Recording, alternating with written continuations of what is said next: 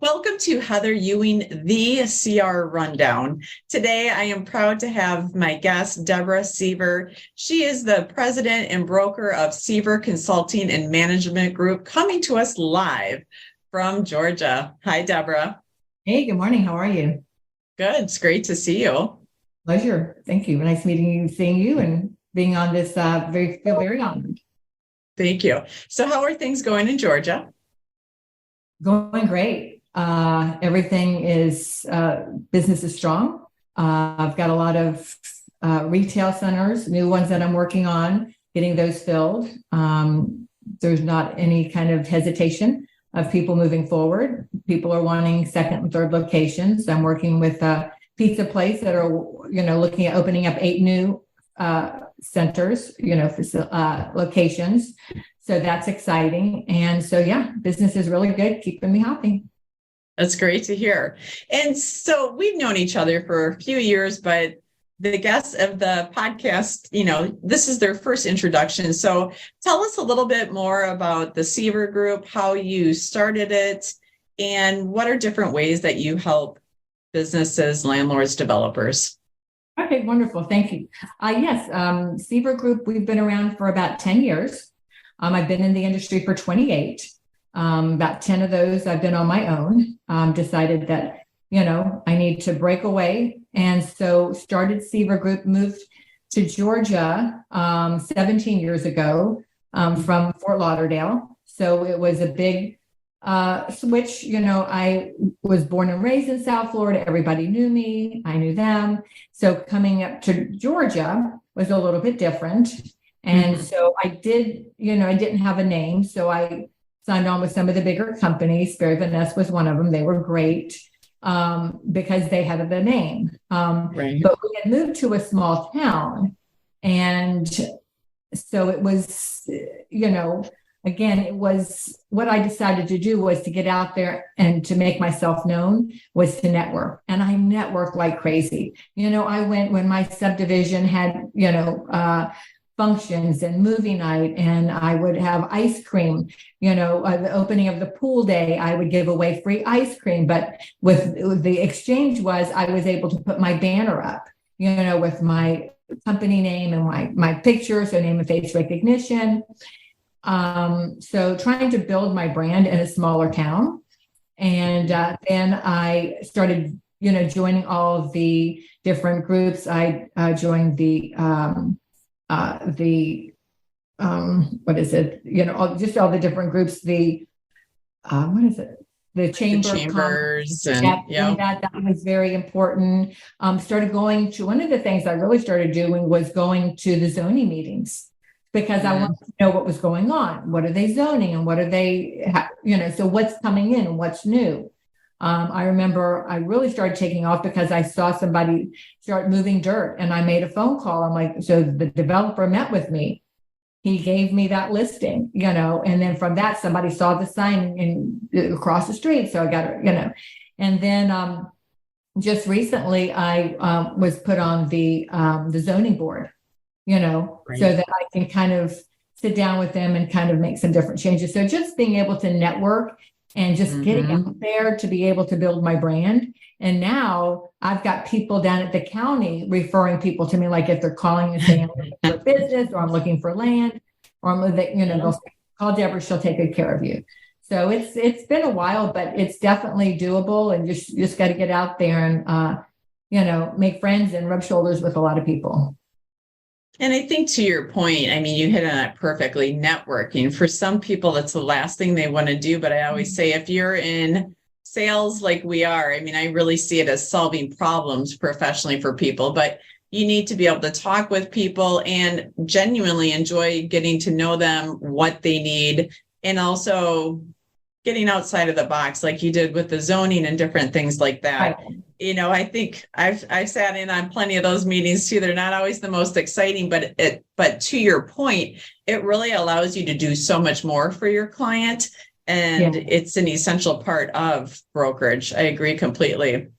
So you have really done a great job of branding in a small market. And that's why I thought it'd be great to have you on today of sharing with our listeners, our viewers of how to market in a smaller arena where it's going to be of benefit to you. You're going to pull in the right clients and also just some ways to really maximize your ROI on that.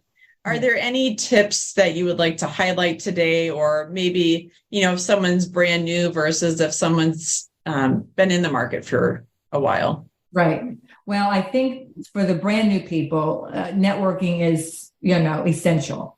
Not only are you able to meet different people that they may not need to utilize your services, but they may know someone, of course, that does. Another thing that I use one of my reasons for networking is getting a good base of contractors, engineers, all these people that, that we need, that we work together, with all the time. And then you never know, they'll send people your way, or I love to send people, I love to give people business, and send people business. And then when you're doing build outs and so forth and so on, you're a good, a resource for those people. So again, networking is twofold. I feel it's to give and to receive, so that's important. And I just think that knowing your demographics is very important. When it comes to filling a center, knowing what the people are looking for and what other businesses are doing really well. And for example, pizza, I thought, my gosh, if I bring another pizza place in there, people are going to be so upset. But, it shows, studies show people like to eat pizza in this area. So, may fuss about it, but they'll eat there for sure. So, again, knowing the demographics, knowing your area, and and being able to, to work that through all of that.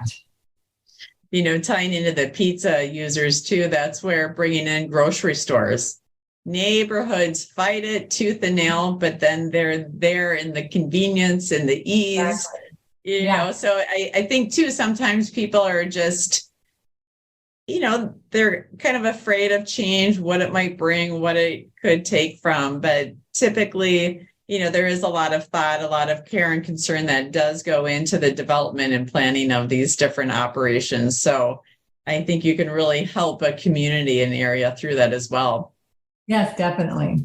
Yeah. So then you've got the brokerage and you also have property management, correct?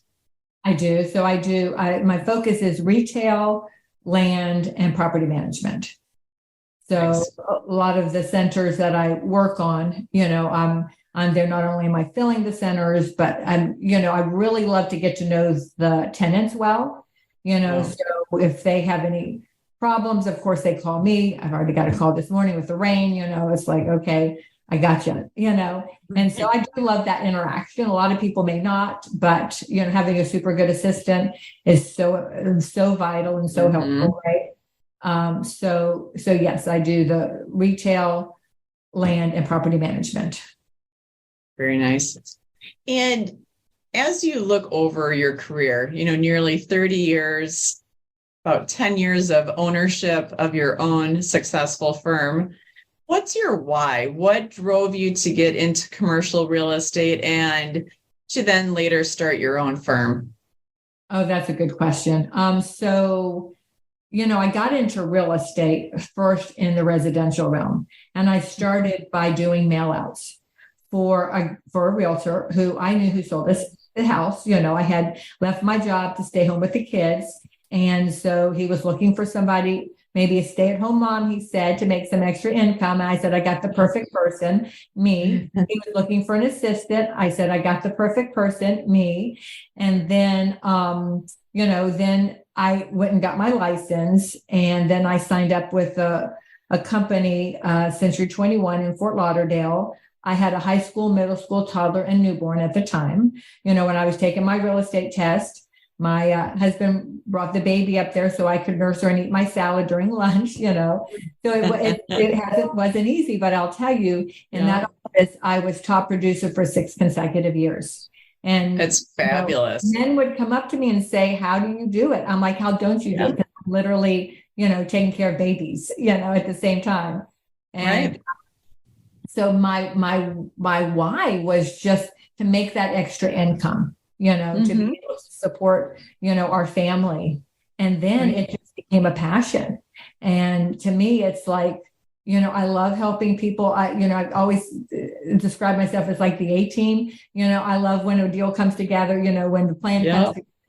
And so sometimes as realtors, it takes us so long to bring a deal together, whether it be residential, whether it be the tenant side, leasing, that we have to come to a meeting of the minds. It's like I have a deal that we've been working on for about a month, to get everybody to agree. And so, and then when, we're signing the lease today and I'm like, yes, we did it. And it's a win,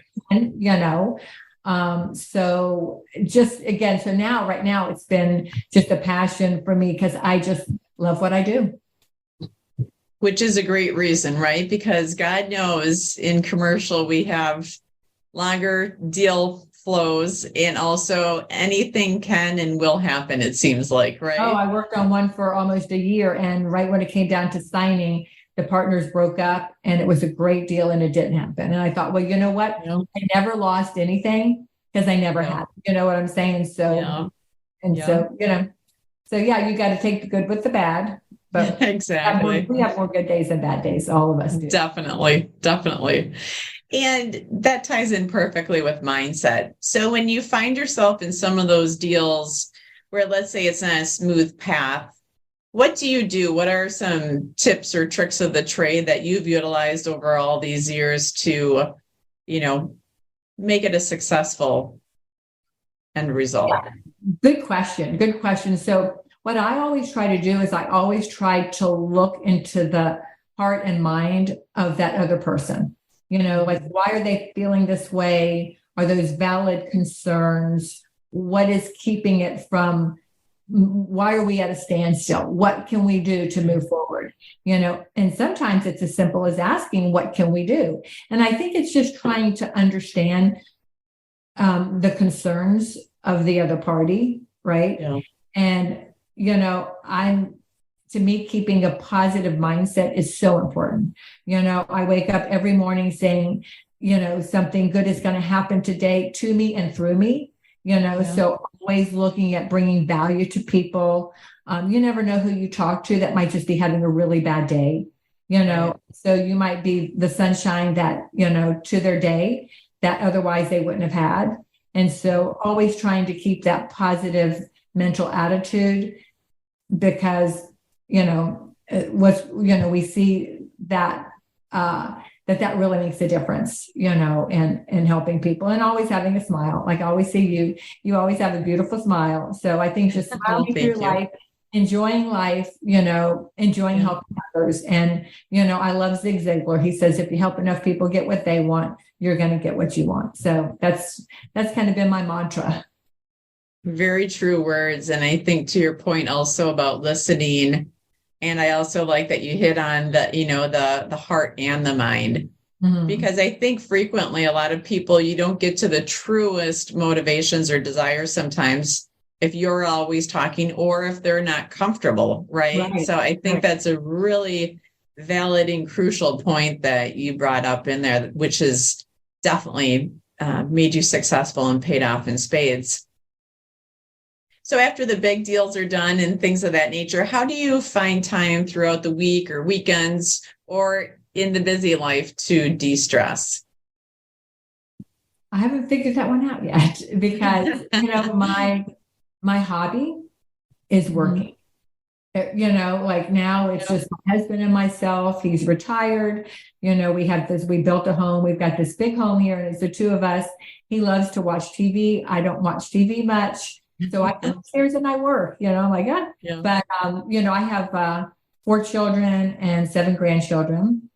And so I have 5 of the 7 grandkids that live close by. We have a pool in our backyard, so they love to come over and, got a new 4-month-old baby, grandbaby. And so my daughter likes to come over. So I think family is how I try to de-stress, and got to get away to do that sometimes. But, I'm just reading, love to read in the morning. I get up and, I'll just tell you, I get up and I read my Bible and I get prepared for the day. And that really just gets my mindset, So Definitely. I think family is how I, shake off that stress and laugh. Yeah. Love to laugh. Yes. Yes, you do. Definitely. Well, and I think too that as you're able to laugh at different things and just kind of see that there's going to be challenging days, there's going to be easy days, that life is always an ebb and flow and it's a continuum. And I think it's, to your point of starting your day with a focus and not letting it, run mad with you, that it really does make a difference. And I think that also makes you and people more successful with habits like that in place, because you're fueled at all levels versus just one, right? Yeah. So you're plugged in, you're tapped in, you're ready to go and to be of service. And I think here's another thing, Heather. I really think it's keeping your mind,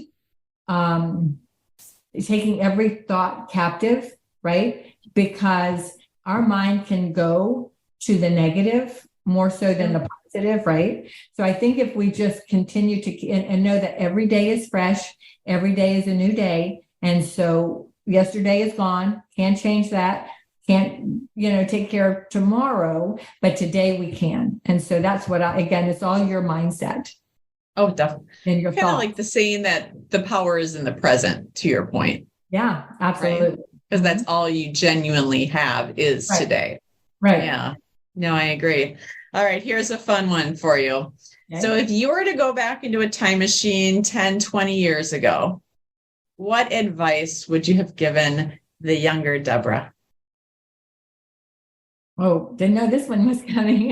Yeah. Oh, yeah. This is the full Monty. So we can always let that one simmer too, and we can jump into other questions too.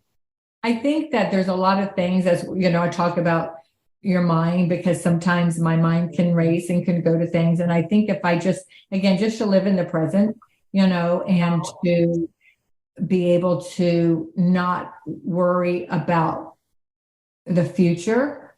Mm-hmm. And so always staying in the present and just taking more time out for family, because I can, if you love what you do, they say you never work a day in your life. And that's you not working, but to your family, you're working. And so I remember one time going to Disney World and being on the phone. And my husband said, if you answer that phone one more time, I'm going to throw it across the parking lot. So I waited till he got in the shower, or I had the subtleties, right? That's it. Okay. Clear. And that was the day before we had texting. So it was all on the phone, So I think just living life fuller, and spending more time just enjoying life. And knowing that just because I enjoy work, it doesn't mean everybody else around me enjoys when I work. So I think that's what I would say. Just enjoy your life every day. Yeah. Yep. Yeah. I agree with that completely, because there aren't any guarantees, right? No, absolutely. Of saying what you need to be true to yourself, to others. Yeah. And and of really showing up for yourself and others. Right. When it's time to work, it's time to work. When it's time for family, friends, it's that time too. But I understand where you're coming from, because I love what I do as well. And it's such a unique and fun arena. Right. I'm sure you feel very grateful for having found it many years ago as well. And I always say it's one of the best self-realization opportunities, because you grow so much, not only as an individual at all levels, but also in a career and a profession where you can really excel and give back in unique and meaningful ways. So that does weigh a lot in a great way. So tying into the living fully, what I'm hearing with that too is to know your values. And so having that time with family, what is something that you would like to bring in through your business, through your family, personally, otherwise, that maybe you haven't done yet with the Sever Group? Well, I think I'd like to, there's a lot of things on my heart of what's going on in our country and with some of the things. I don't know if I can say this, but the sex trafficking, is really heavily on my heart. And with me being close to Atlanta, I want my company also to be a part of kind of, I'm not going to solve the world's problems by any means, right? But if I can help, help with some things and, not just be so focused on me, right? And my time and my income and my this and my that. And I think right now, unfortunately, we have this society where there's so much focus on that, how can you meet my needs? How can I be fulfilled? And I think that to live loud is really the other focus. It's like it's helping. And that's what I really want to be able to do through me and my company, is to be able to go out there and be directed to a need that somehow, some way I can really be, not just a drop in the bucket, but I really want to be able to be, again, living large. I don't do anything small. Like when I would decorate for Christmas, I never decorated outside unless I could be large. If not, it's just like, why, what's worth, it's not worth it. Right. Like, put a little something there. So that's how I do life. And I really want, so that's, something just to be able to give out, help people, help women. Another thing is helping women that are in struggling pregnancies or that have unexpected pregnancies and that's always been my heart, to be able to help women like that. So those are the kind of areas that, I would like to be able to make some kind of an impact. And is there a good website or something like that if our viewers are interested in learning more about that and donating to that cause? Is there a group that you do like or any references to that? Well, I do know that Tim Tebow is really working. And I think if you just, working on sex trafficking, and I think unfortunately, I don't have any link to that, but if you just Google him, you'll see some of the things and hear some of the stories. And it will blow your mind, and it will just bring your eyes to tear. And it's just, So just, sometimes when I see these things, I'm like, oh, my heart. And so, So I think he's got a good proven track record of being legitimate. So nice. And this is, I think his heart is really in this. So that would be something that I would direct them to. Thank you. No, I appreciate that. And that's where, too, I didn't realize that here in Madison, Wisconsin, that apparently we have a mecca of that issue, which, to your point, is sometimes, I think, because we're all so busy and it's so easy to get consumed in our own lives and careers and extracurriculars, if you want to say that, I would have had no idea that we have like one of the states with the most issues, which just shocked me. So I know that's that's something that's on my radar. But then also, I think, me with running, that I've really been focusing, and that's where I want to start donating more to, is like Girls on the Run, or just getting people active, because I think it's such a great way to create stability, create strength, mind, body, spirit, and just, create some of these good tools that are going to help young girls and people de-stress as they go through school, college, and life and beyond. So, young girls aren't growing up with a lot of self-esteem, are they?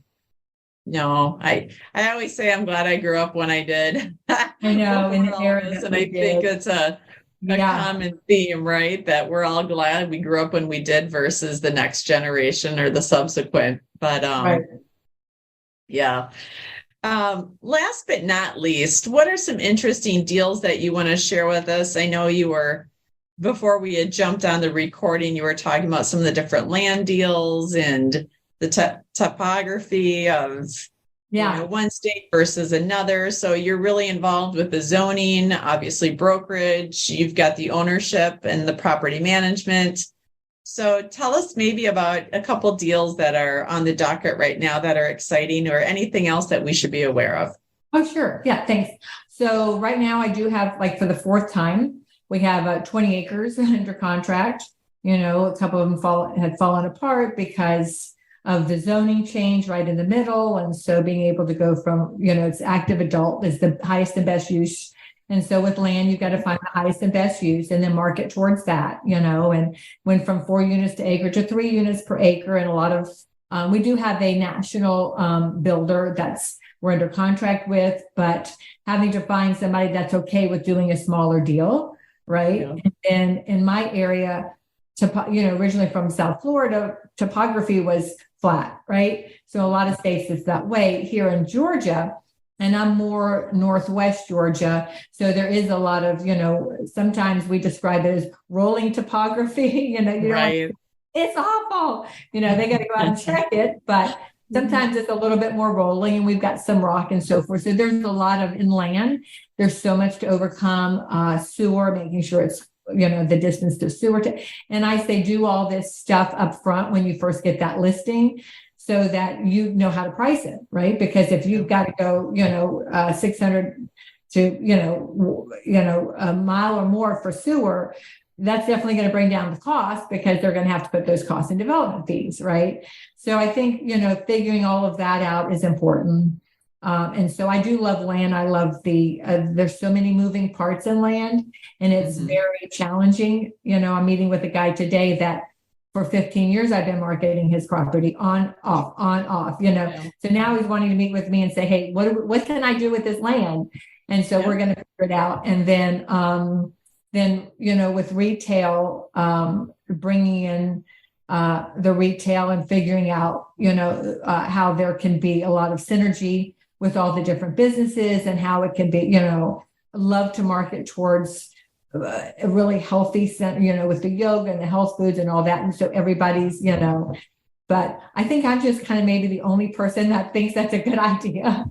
A lot of these other people like burger and fries, So, right. So we've got to, but, so it's not what I like, it's what the community likes. So right. We've got a new development with a couple new retail buildings going in, some freestanding buildings for restaurants, a little bit of parking issues, that I'm like, I wish you would have sat down with me before you, did this, site plan.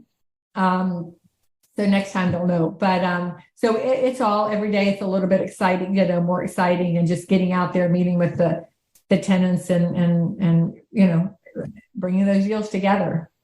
Very true. Yeah, there's a strategic plan. Absolutely. And when you do pull in parking ratios, types of users, drive-throughs, patios, everything else, it really does matter. And that's where I think, to your point, that's how we can really help these developers, whether it's someone else or ourselves in that aspect. So yes, because I think, what I'm noticing, and I don't know if when you sit down with a piece of land and an engineer looks at it and he does your site plan and whatnot, he's not thinking of the same things that we're thinking of. Right.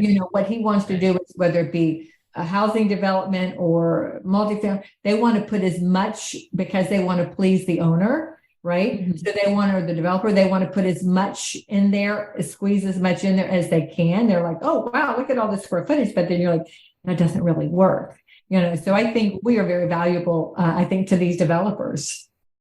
Definitely. So last question for you, my dear, is how can people learn more about you, Debra, and the Sever Group? Well, I'll be working on that with my assistant this week, but, I do have the website, Sever, SEVER, CMG.com, which stands for, they're like, what is that? Which is Consulting and Management Group, CMG.com. And just reaching out to me, email Debra at SeverCMG.com. But I'd love, anybody has any questions, they're, happy to, reach out to me. I'm happy to talk to them, and, we can bounce ideas off each other. Perfect. Well, thank you again, Debra. I really enjoyed it. It was great to see you. And thank you to our guests and viewers of Heather Ewing, the CRE Rundown. Look for us next week. And as always, live fully. Thanks. Thanks, Heather.